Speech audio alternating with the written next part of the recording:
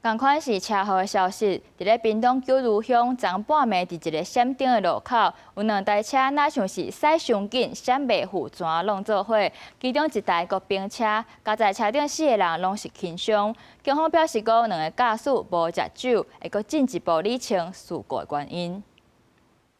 暗時11點外，兩台車經過路口，攏駛正凶，閃無過銀色的轎車弄到烏色旅行車的尾溜，旅行車直接180度轉向了邊車，連路邊停佇徛架的車嘛去回着。附近民眾聽到聲音走出來看，烏車規個起煙，驚車燒起來，厝邊到協助車頂的一男一女乘客逃生，好加在兩台車4個人攏側傷，傷勢無嚴重。要從這邊過，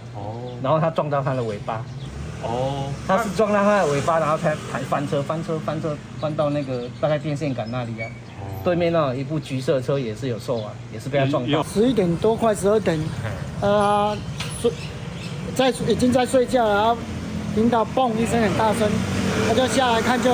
車子在冒煙的，他就幫忙打電話，還有指揮交通。根據屏東立港分局調查，兩台車佇九如的松英路甲平和路口發生事故。87年厝姓江的查甫人駛銀色的轎車要過路口，當時半暝號誌只有閃燈無青紅燈，車速傷緊，就和93年厝姓潘的查甫人相撞。烏色旅行車失去重心，結果並車頂安全氣囊爆開。警方到場兩名駕駛攏無酒精反應，4人輕傷送病院。行經閃光號誌路口，未依規定停讓而發生路口交叉撞，